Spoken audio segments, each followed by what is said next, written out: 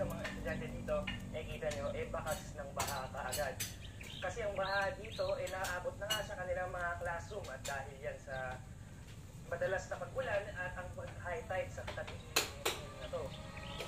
Alam mo naman, dahil na unang araw ng balik eskwela, kailangan tuloy-tuloy pa rin ang klase. Kaya ang pupuntahan natin ngayon, ginawa nilang pansamantalang classroom. Actually, mabuti ngayon, medyo humupa na ang baha dito.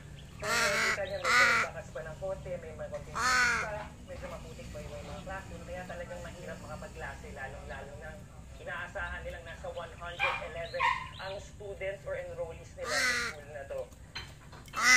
At dito na nga tayo sa chapel na ginagamit nilang pansamantalang classroom habang hindi pa nila nalilinis yung classroom sa apektado ng baha.